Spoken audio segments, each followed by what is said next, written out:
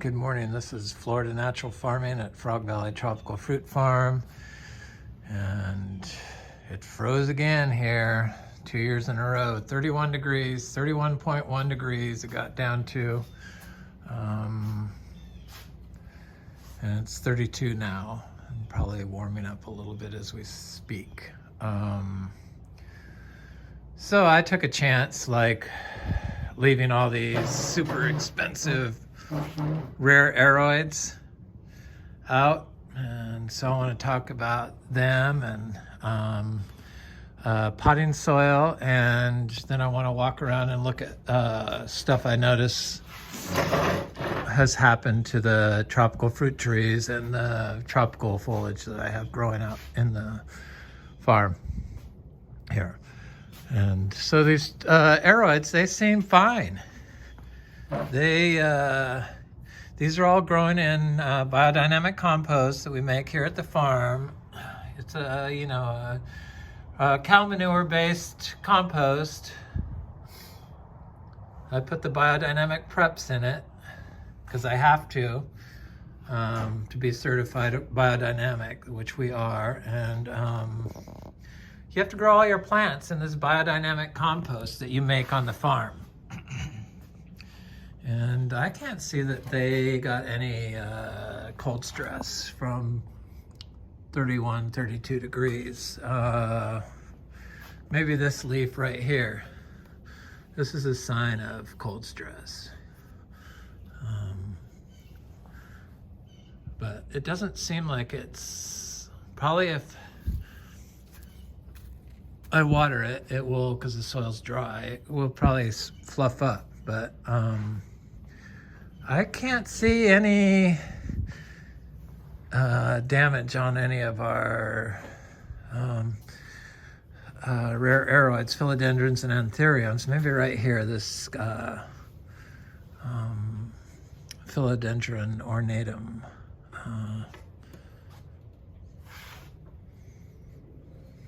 But none of the others, and it doesn't look like it's permanent. It doesn't look like so what started last December, 2 Christmases ago, I bought my first node. It was like maybe an inch long of the Monstera deliciosa variegata. So it does have some variegation coming up, but I planted it outside in the dirt here, and it grew. I never watered it, just left it out there. And so I decided to move it into the pots with all my other stuff that I've been collecting basically the last 2 months to plant, because I got this stuff to plant out into the orchard floor with the trees. Philodendrons, they're tree lovers, so I want them to grow with my trees. But what I found the orchids don't get affected by the cold. I don't fertilize our orchids, and these are orchids that I've had for several years, and they bloom over and over again. And they're attached to a branch that I then cut off and bring in here and then put back in the tree or the bush or whatever. But I got some gifts of plants, and I didn't put aroids, and I didn't put one pot in our biodynamic compost, and it is obviously the only plant that got looks like cold stress. You could tell that the leaves are like droopy on this, and it's not because it's dry, because it's wet. And this is the exact same plant, and it didn't get any of that droopy leaf, but this one's in the biodynamic compost. So that definitely shows to me that biology for sure can help a plant sustain periods of cold that they normally couldn't survive in. I've known that for a while, but that kind of shows it in this, these aroids. They attach themselves to these orchids. This is a vanda orchid. Attach themselves to the trees, and they just bloom and bloom and bloom.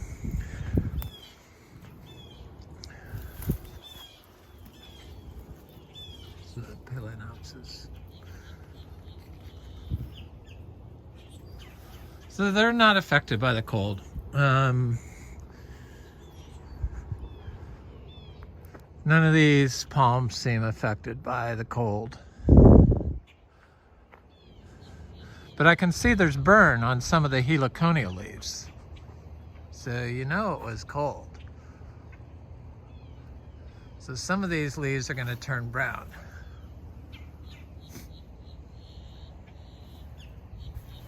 But it doesn't look like all of them, just some of them, because some of them are totally green.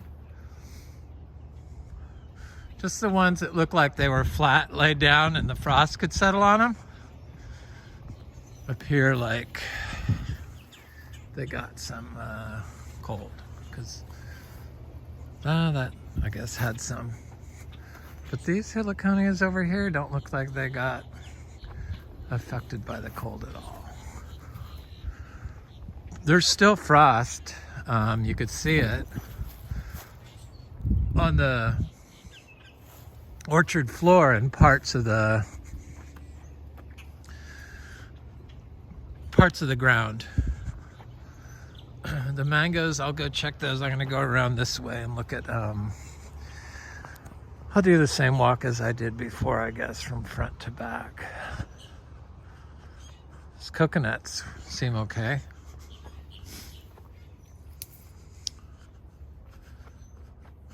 Of course, all the stuff that's planted with a lot of other stuff seems better than the stuff that's like planted out by itself in the orchard floor. So having lots of plants, this torch ginger looks totally fine.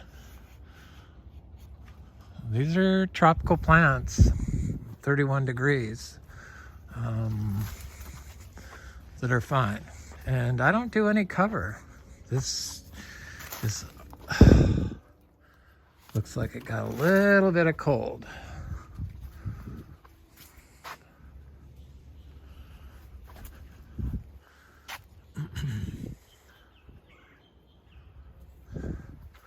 This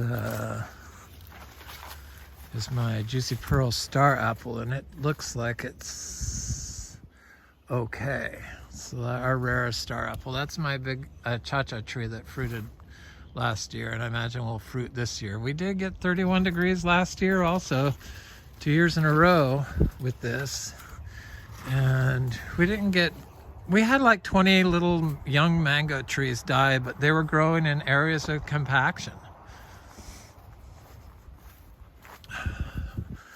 A fruiting Quaimak tree, Artocarpus, used to be Hypergyrus, but it's something else now. Little seedling Quaimak.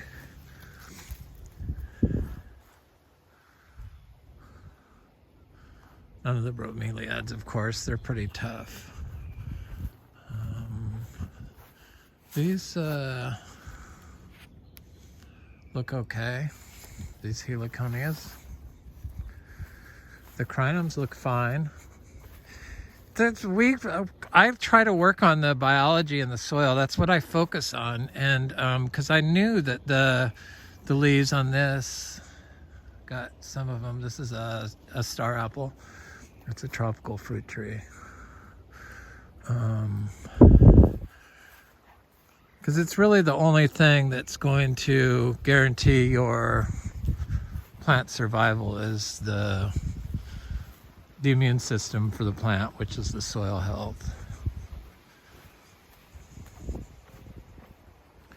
Soil health is the whole system, not just the health of the soil that you focus on for your market garden, but the whole system, the trees, the everything, what you're doing to it. If you're like disturbing it with mowing or tilling or whatever.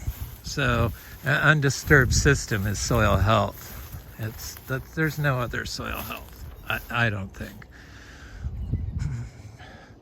That's a tropical tree, purple hobplum. This is a wax Jamboo, which is not affected whatsoever. It looks like it lost some leaves, but that's a response to activate biology.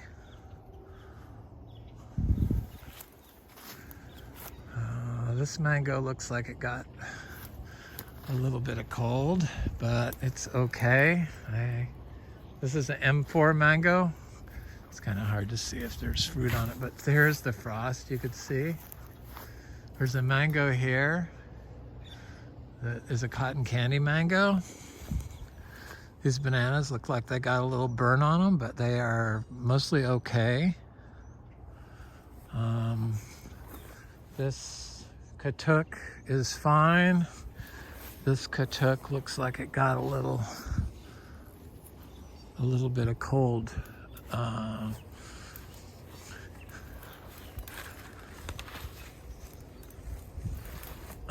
damage.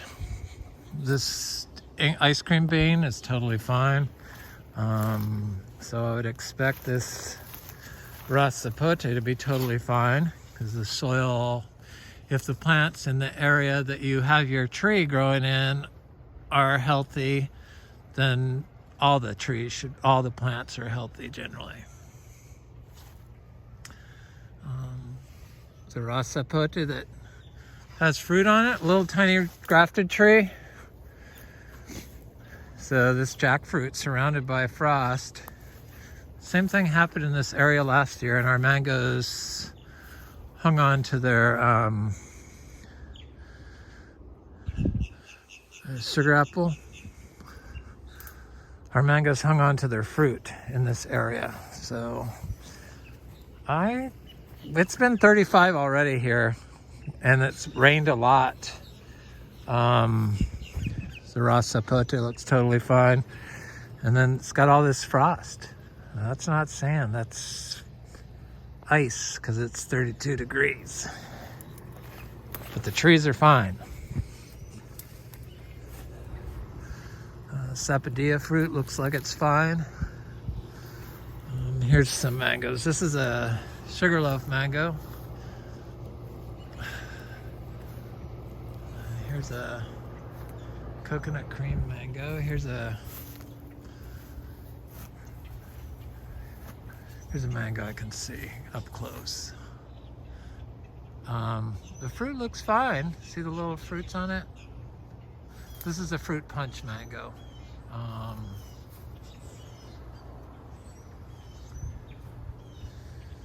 So hopefully, fruit punch. I noticed last year at our 31 degrees, some of our trees were flowering, and look at all the fruit on that.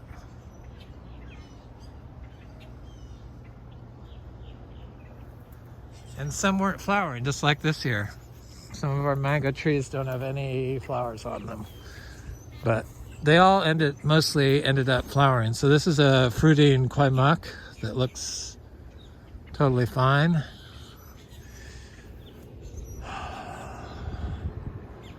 Here's a pineapple pleasure mango. Let's see what it looks like. See if there's fruit on here. Yeah. There's fruit. Unaffected by the 31 degrees.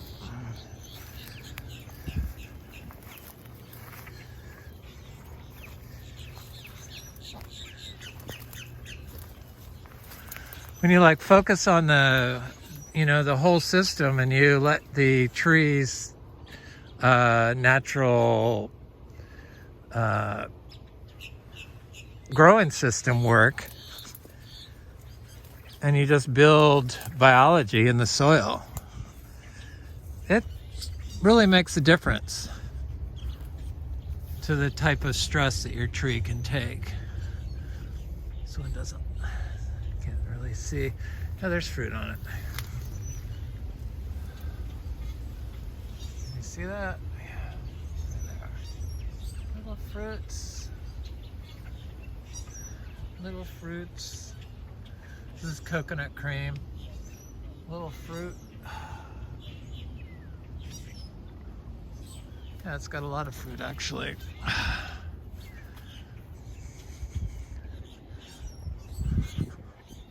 I'm gonna go look at this cashew we have. This is a Thai pink tamarind tree.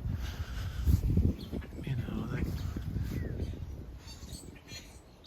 got fruit on it. It's totally unaffected by 31 degrees. It didn't get affected last year. It's lychee trees.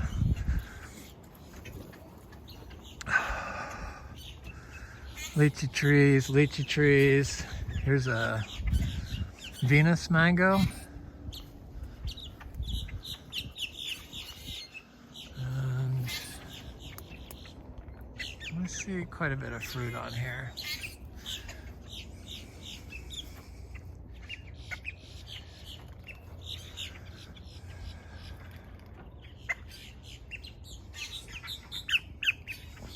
All these people freak out about everything when it comes to their tree, and it's like, the tree can take care of itself in Florida if you just respect the soil, respect the biology.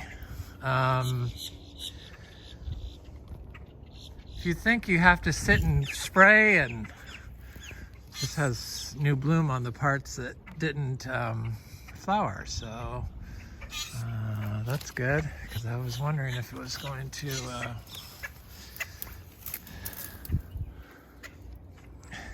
people spraying all this stuff on the leaves of their trees.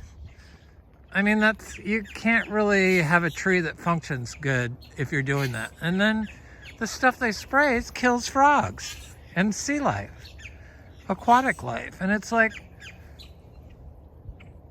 if it kills something, it's probably going to sicken or poison you in some way down the road. I mean, that's not how you can grow food as medicine. It totally, I mean, this place is kind of proof that all the crap that basically the South Florida tropical fruit growers spewed about growing mangoes is incorrect. And it's wrong for Florida, and we don't have to do it. Florida could be a tropical fruit growing oasis. I really wish somebody would buy our beach house and then snap up the two acre and the 5 acre lot next to that and turn it into an educational center on the Indian River Lagoon for growing naturally. I mean, that property I cannot believe has not sold. And we thought about putting a house on it, so we got a bid to do that. And they wanted to clear the whole lot. 2.5 acres, clear it. That's what people do here. And it's like, that's wrong, completely wrong. And people don't even look at what's going on with the lagoon, and they only look at their own personal interests. It's just so irritating and depressing. And it's just because people don't know any better. They don't realize that there are better ways to do things. And Florida is so easy to grow organically, and it's just mind-boggling that somehow they branded it as impossible, which is, again, not true. So this is this big giant cashew tree we have that's like the mother tree of all our little seedling cashews, and we got like fruit off of it for several months, like every 30 days, it was a new crop from like April until I think it was October. I did a video on it, the last fruit. And I was out here the other day and I saw that this tree is like, it's flowering. And it's totally not affected by the cold. I could tell. 31 degrees.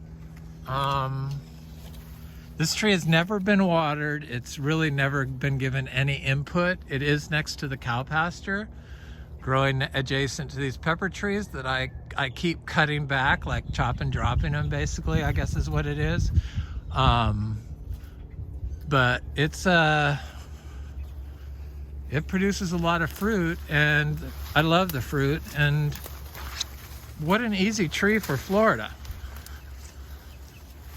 I mean, I don't understand why people haven't grown these. Obviously, completely unaffected by cold weather.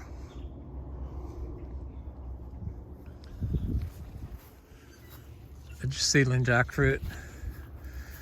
I mean, this is frost. It's unaffected. No frost on the branches, no frost on anything. This banana got affected though, I could tell. So it was cold in this spot.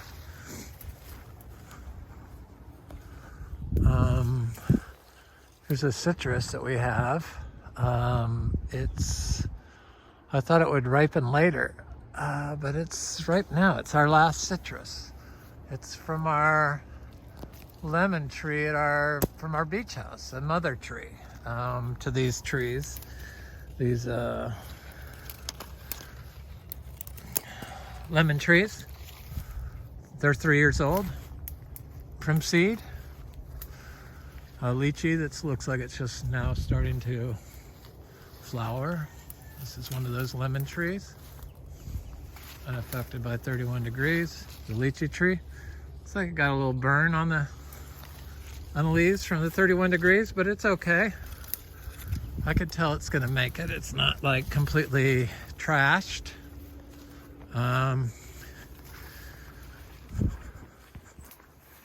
Here's the lychees. Dry farm lychees. They're kind of hard to do dry farm lychees, especially if you start with poor soil and nursery grown trees. Trees that weren't started correctly, because they like water to produce fruit. But if you get your soil, add manures. So a lot of these, I want to talk about this. A lot of these regenerative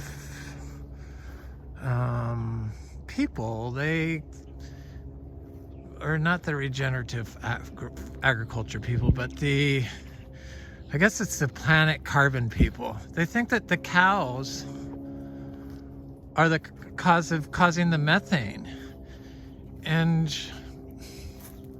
they don't look at how the cow is being, where they're getting their source from. And it's from their practice, their management of the cow, not in a holistic manner. So that they're like in feedlots. Because a cow in a holistically managed cow doesn't cause the same problems to the environment that a feedlot cow does. We need to, like, I don't know, our agricultural system is so screwed up. We need to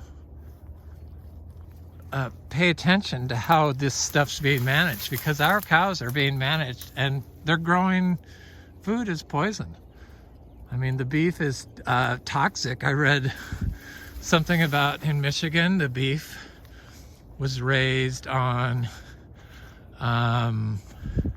fed grass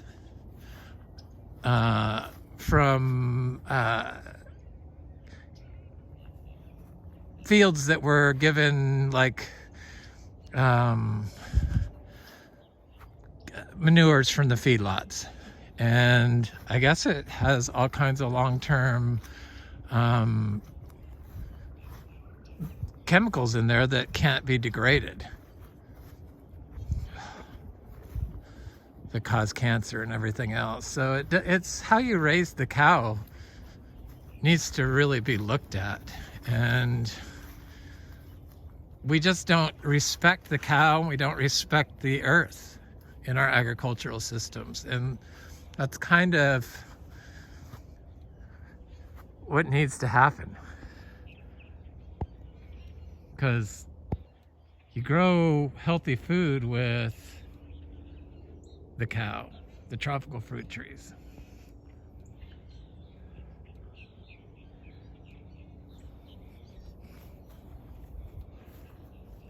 It's just strange. It's strange how we've gotten to this place that we don't look at everything. We just look at some end result and don't look at the start of how that result started, how you got to that result. And we just disrespect nature, we disrespect the soil, and then we pretend and call it soil health, like that's all you have to focus on is soil health. Soil health can only be achieved with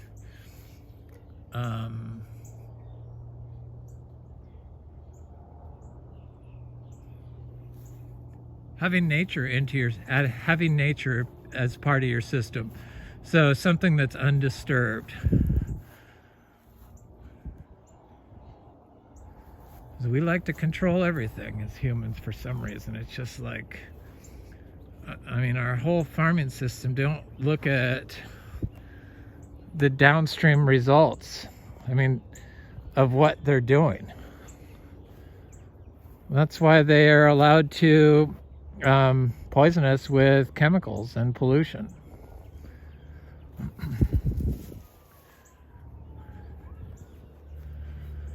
As the chemicals and pollution they get everything else. They pollute everyone else. And so it's not just about your fruit after that. After you use it, it's what are you doing to everyone else? What's your fruit gonna do to somebody's health? All that copper you spray on it.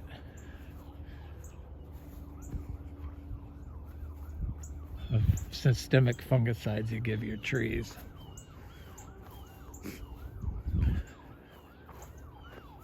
It's kind of gross. Thinking that the average American eats 16 pounds of freaking chemicals in their food a year. This is all frost. Still on the ground. Frosty.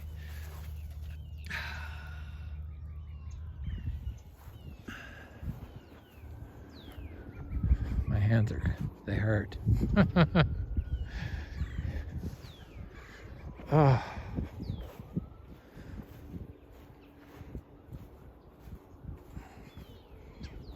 When you think about how stuff's grown today with the citrus, and who in their right mind would drink any Florida citrus with the amount of chemicals they have growing inside that plant? There's some term, I can't think of it. My mental resources are being redirected towards maintaining my body heat. Because it's so cold.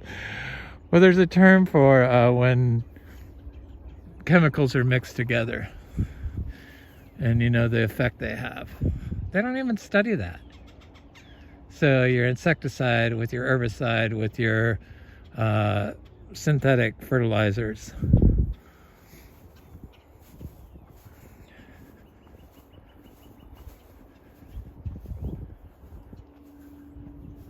This is a Carrie mango. She never produces a lot of fruit the first bloom, and then it'll bloom again. It's all male flowers the first time. I see some fruit on that one little branch that has flowers on it, on that cogshell. This is an ice cream mango. I should go look at the lemon zest over there. This looks like it's... The ice cream mangoes are good producers for us. They're just little trees. Very frosty here. I could see it back here. These mango trees, they're not affected at all. They're gonna have fruit. This is Lancettia.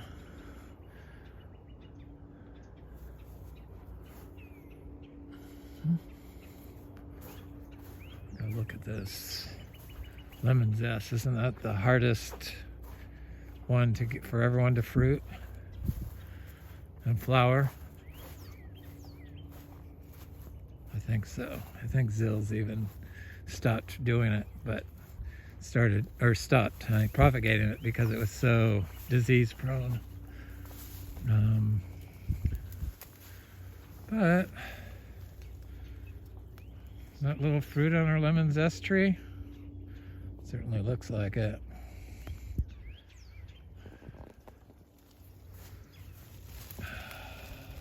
Yep, quite a bit actually. Whether it all holds is another thing, but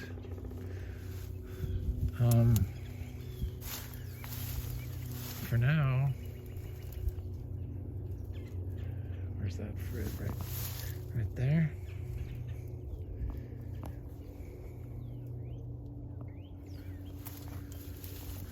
I see little fruits, little fruitlets.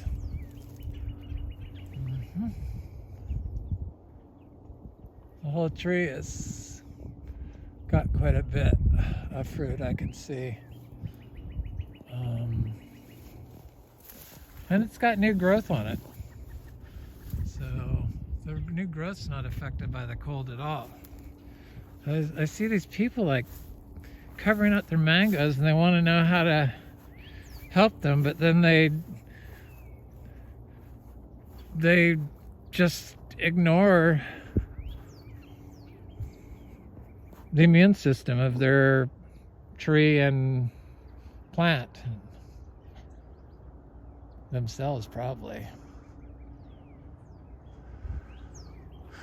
It's a sweet tart that had a bunch of fruit last year. Dry, these are all dry farmed mangoes. So this is a peach cobbler tree. Look at the frost right here. This is a mango that I absolutely love. And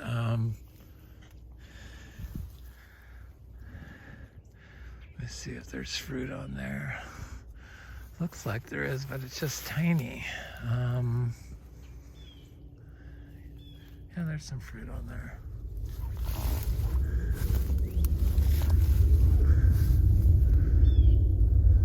Some fruit.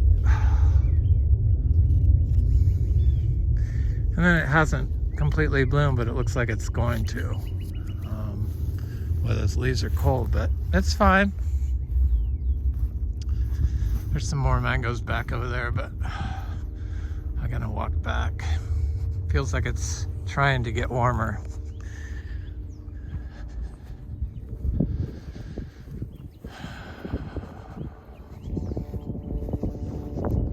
I looked at when the freeze was last year, but I don't think the video I made, that's when I first started making videos. It was like 11 months ago, a year ago, basically. We had 31 degrees and our trees were fine. This banana tree looks like it's completely fine. Last year that banana tree froze to the ground.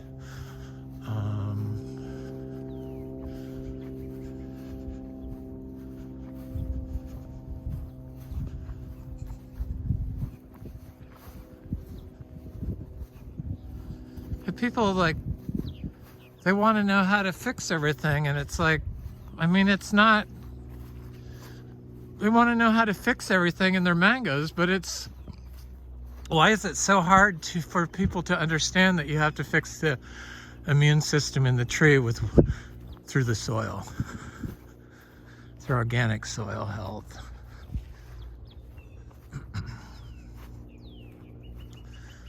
Once you do that, everything else falls into place. No water, no spraying, No worries about leaching chemicals and killing frogs. No worries about poisoning your neighbor with your systemic fungicide you spray.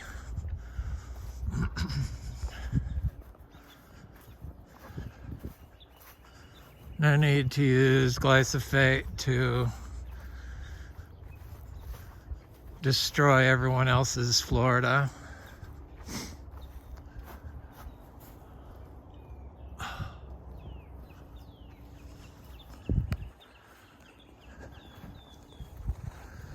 Yeah, we're gonna have mangoes, but I guess if we have our beach house still, I could just haul them over there, take orders, and then have people pick them up over there once I get ready. Not too worried about it. People seem to like mangoes in Florida since these are biodynamic mangoes, certified dry farmed mangoes. They're super good, so I really don't have, I'm not too worried about selling them. It's a cotton candy mango, looks like it's good. Sweet tart, this one I'm not sure who it is, but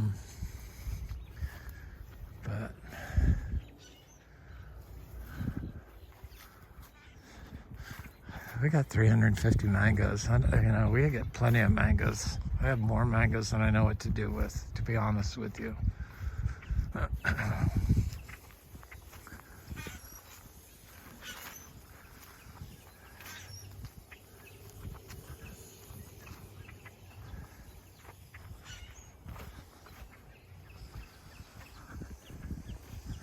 lychee trees look good. Thankfully, we don't have any pest issues on our lychees. I love lychees. This is a sweet tart mango she's got some flowers on there, and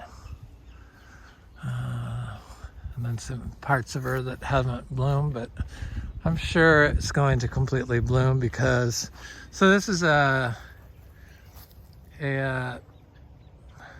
cashew seedling, and it looks completely fine from the freeze. Last year, the cashew seedlings that I had planted froze. The big tree didn't freeze, but the cashew seedling did. That's a jackfruit. It's a lychee. Frozen ground. Little mango. Vegetables. Lychee.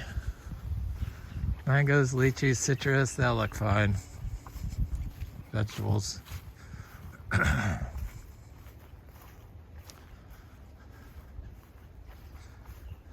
Yeah, boosting the immune system of your tree is the only way it's gonna, I mean, this coddling of plants is just bizarre to me. How people have like forgotten that plants can grow themselves. I mean, how do you think that India developed a mango? It wasn't with copper.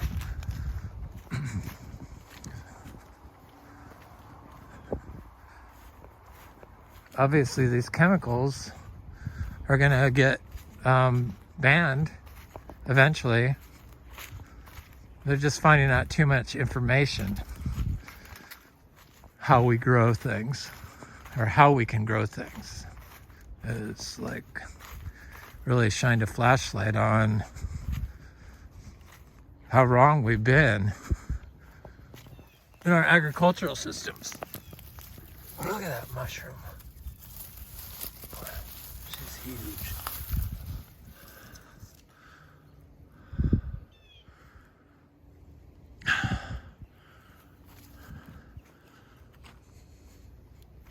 Sorry, little mushroom, I just had to look at you.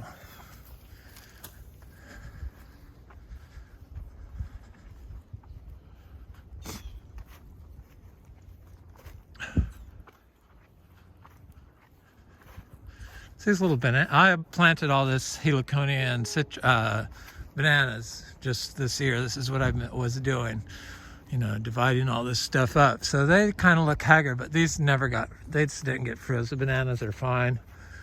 Heliconias are fine. Bananas are fine. This one looks like it got a little freeze on it, but it's okay. This is little seedlings that I planted together, Adamoya and starfruit, and I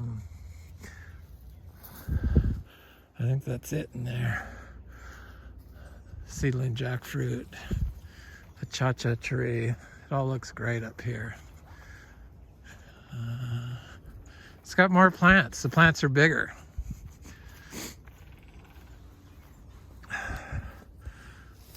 These bananas look like they got a little part freeze. So part of the leaves will die, and then this one's totally fine. But they got burnt, but that one back there didn't get burnt at all. Last year, this Inga cinnamonii froze to the ground at 31 degrees, and this year it didn't. But this year I planted a lot more stuff in here and added more manure. So those bananas look fine. Everything looks okay. This banana is totally fine.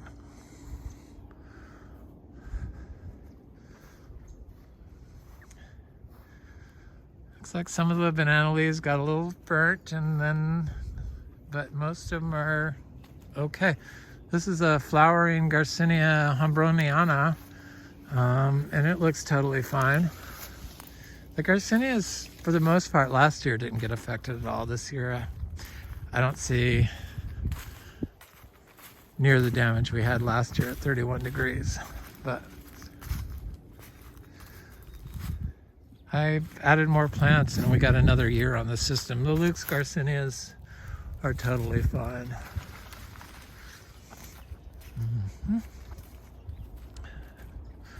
This whole area looks great. Still, no problem whatsoever. It's got the cover from the live oak trees, the ancient live oak trees.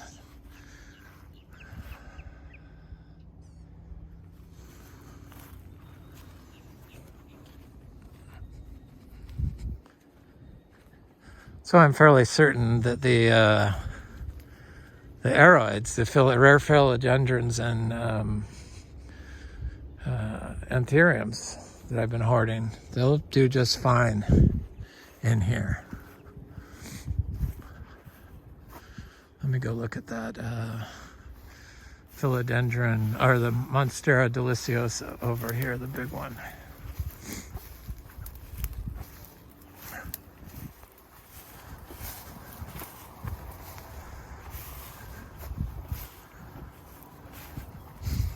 I didn't really stress out. This is a rose apple.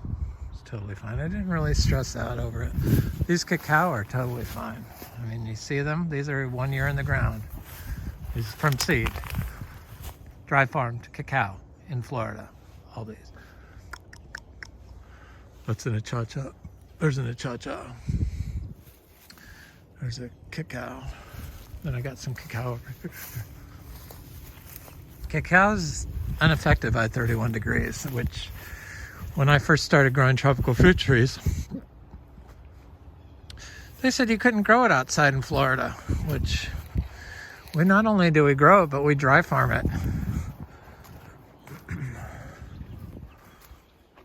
So I mean, Florida could be a freaking tropical fruit growing Eden if people would pay attention to what's going on around them rather than what they see online or what they get, information they get from the nurseries. Fertilizers. This looks great. This plant. I love these leaves. Totally 100% unaffected by any cold. There's so much fruit on this thing. 5 years in the ground from one little plant. And I've taken lots of cuttings off this.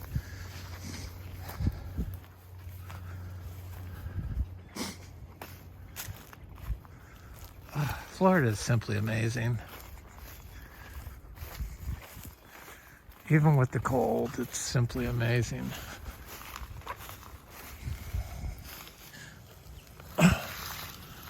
Little air plants.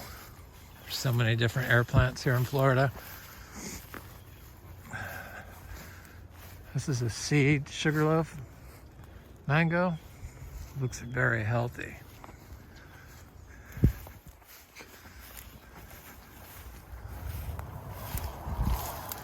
You can see that fruiting cacao.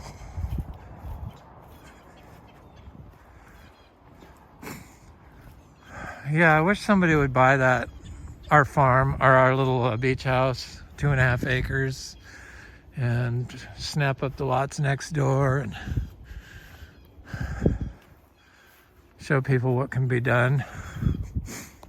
Fix a lagoon and teach people.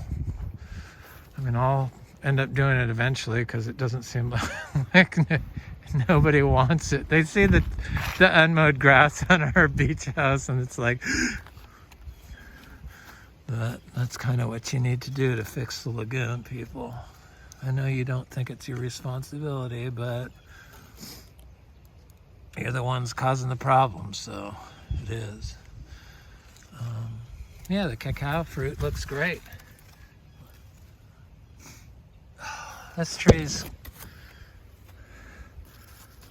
totally unaffected by the cold.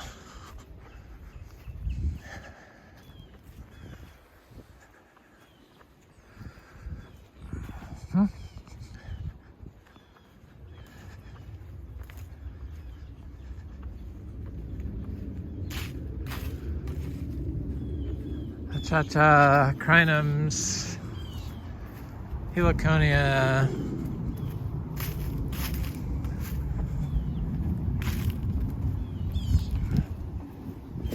Ingus spectabilis. That little thing's only been in the ground for like a year. It's huge. This was my first experimenting on planting multiple trees in the same hole.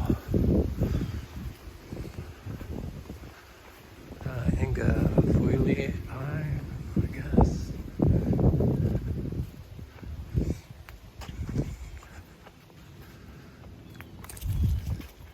Coconut, Heliconia, passion fruit looks okay.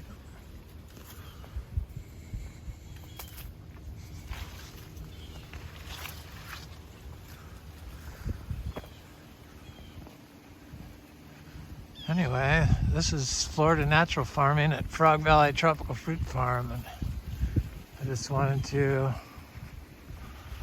show you the coldest night of the year, 31 degrees, and any damage we may or may not have had, but it doesn't really look like there's any damage this year. I don't see any little trees that look like they're suffering, or the bananas all seem completely fine, which are usually the first thing to go. The ginger is completely unaffected. Jackfruit, no problem. The sugar apples here, they lose their leaves in the winter. When you have them in a little more protected area, they hang on to their leaves, but eventually it'll get there.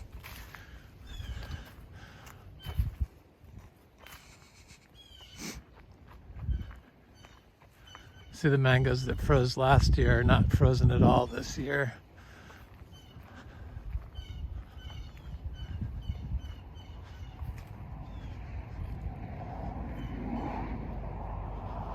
I see mangoes. The citrus is blooming.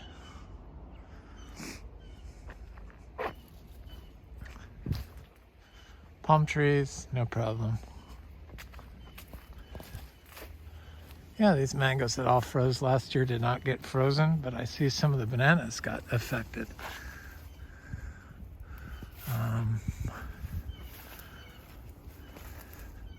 They don't look like they're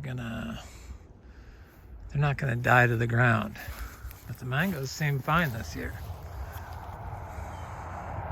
Anyway, it's Frog Valley Tropical Fruit Farm. I hope you have a good day.